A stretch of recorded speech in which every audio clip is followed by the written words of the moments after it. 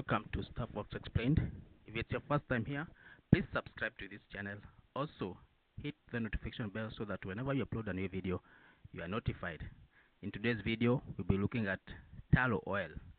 This company, which has been exploring oil in Kenya and discovered it in 2012, plans to have the first commercial oil export in 2028. As we know, Kenya has waited for more than 50 years since the beginning of oil exploration in the country. In 2012, an announcement was made that the country has hit oil, and within a short period of time, it will become one of the countries which produce oil in Africa and the world.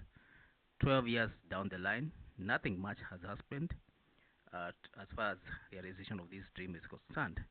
It was expected that the country will be an oil-producing country by 2025. However, the recent revelations indicate that this has now shifted to 2028. It has been revealed that Tullow Oil plans for the first commercial export of oil in 2028. The timeline is contained in the field development plan that was submitted to the government for review and approval in 2023. This revelation has been made for the first time by the Energy and Petroleum Regulatory Authority, EPRA. EPRA has recently extended timeline for the review of the FDP from March 2024 to June 30th, 2024. Probably you're asking yourself, what is an FDP? In the context of oil and gas industry, the FDP stands for the Field Development Plan. This is a crucial development document that outlines the entire strategy that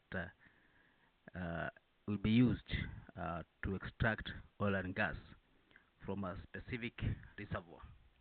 It is essentially a component that serves as a roadmap for the entire project from the initial stages of the development all the way through the commercial, up to the commissioning phase. An FDP typically includes a reservoir description where there is a thorough analysis of the underground oil and gas reservoir, including the size and pressure, as well as the composition of the hydrocarbon. There is also the development strategy, which details the chosen method for extracting the oil and gas. This may involve drilling platform, subsea wells, pipelines, and as well as other necessary infrastructure.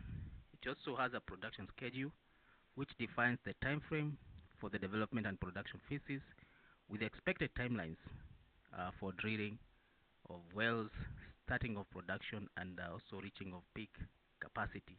This is where EPRA picked the information that Tullow Oil plans to have the first oil by 2028.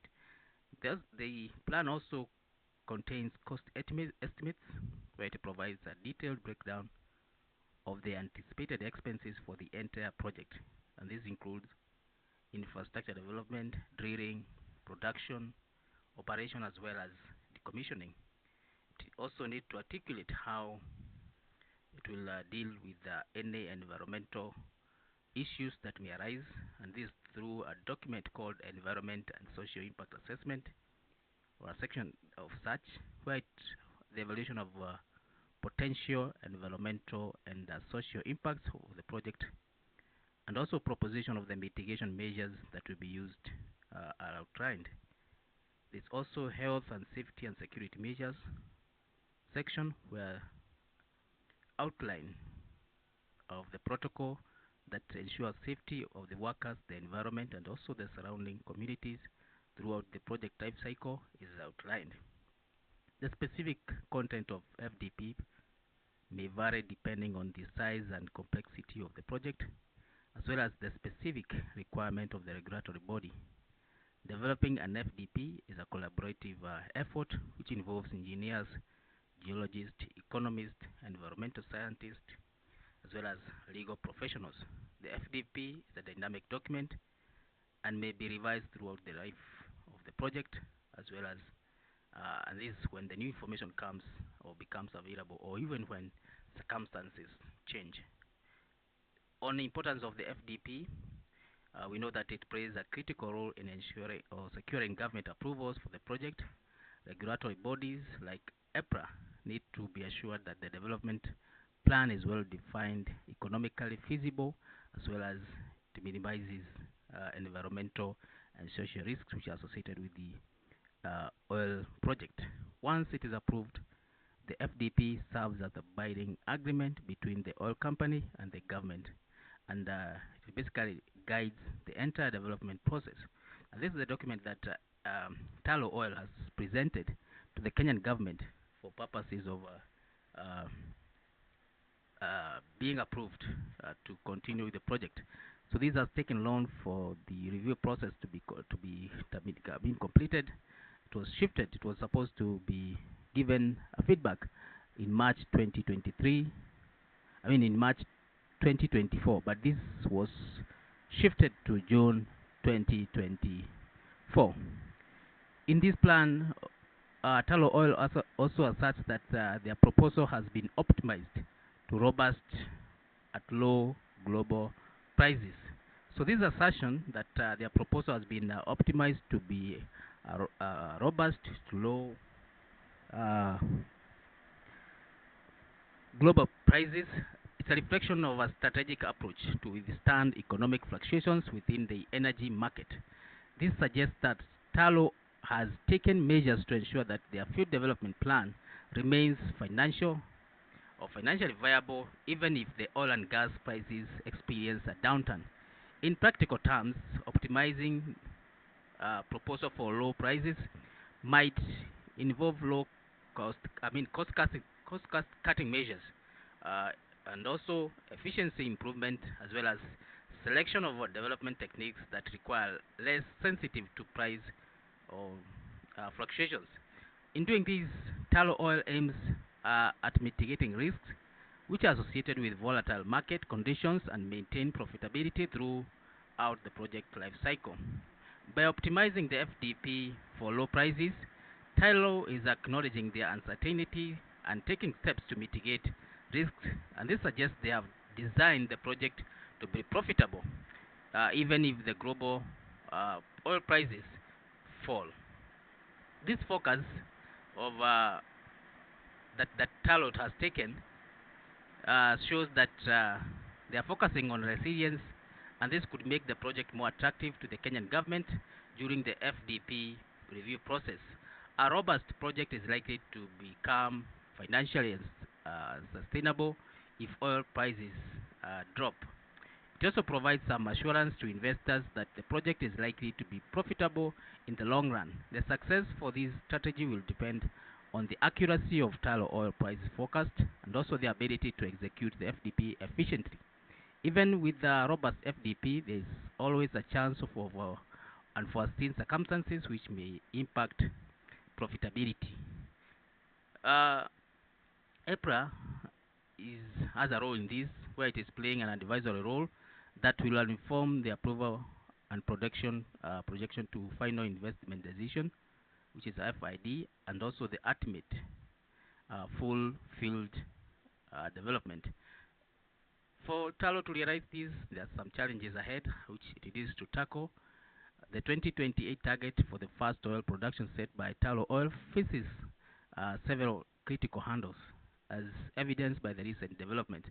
Some of the key challenges include securing a strategic plan, where there is a financial gap that was left with the exit of African Oil, Canadian oil firm, and Total Energy, French company, in May 2023, and this left a significant financial hole. Tullow Oil urgently needs a new strategic plan to share the burden and bring additional experts. New reports indicate that Tullow has been struggling to attract the partner. The recent impairment of $18 million on the project assets reflects this difficulty and raises question about the project overall attractiveness to the potential investors. There's also the issue of securing land and water access rights, and these are regulatory and legal hurdles where obtaining land and water rights can be a complex process involving negotiations with the local communities and navigating Kenyan regulations. Delays in securing these rights can significantly impact the project timeline. There are also concerns within the community, where there have been reports of local communities raising concerns about the potential environmental and social impacts of the project, and addressing these concerns and ensuring transparent communication will be crucial for Tullow Oil to gain social license to operate. There's also issue of obtaining finances. Tullow Oil ability to secure financing beyond the strategic partner will depend on demonstrating the project economic viability. So this includes factors like oil price forecast, production estimates, as well as overall project cost. There's also global oil price fluctuations, where the recent uncertainty in global platform, where oil prices have been fluctuating. This adds another layer of complexity to securing financing. Lenders may be hesitant without a clear picture of oil price stability. Then there are government deliverables that it relies on, and Tullow Oil relies on the Kenyan government to deliver essential infrastructure like pipelines, export facilities, and delays in government deliveries can disrupt the project schedule and impact the timelines. There's also physical terms negotiations, where favorable tax and royalty structures are a requirement. These are crucial for project profitability. Negotiations with the Kenyan government on these terms can be lengthy and complex. There's also approval of the field development plan, where the Kenya government reviewing of and approving of Tullow's FDP plan is still continuing, with the revised deadline being 30th June 2024. Any further delays in FDP approvals process could push back the first oil target. When you talk about large-scale oil project development, these are complex projects, and they have numerous technical, logistical, and regulatory hurdles to overcome. So Tullow Oil, in this case, needs to demonstrate strong project management capabilities to meet its ambitious target of 2028.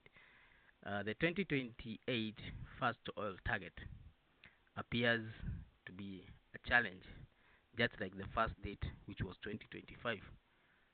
Successfully navigating the financial and regulatory and social hurdles will require a strategic and multifaceted approach, timely securing of a strong partner, as well as addressing community concerns and securing finances will be critical factors in determining the project ultimate success. So we'll be looking to see how this progresses, whether the Tullow Oil will beat this deadline of having first oil in 2028, and how this goes on. So thank you for reaching this far. If it's your first time here, please subscribe to this channel. Also hit the notification bell so that whenever we upload a new video, you are notified. So thank you, and welcome for more videos.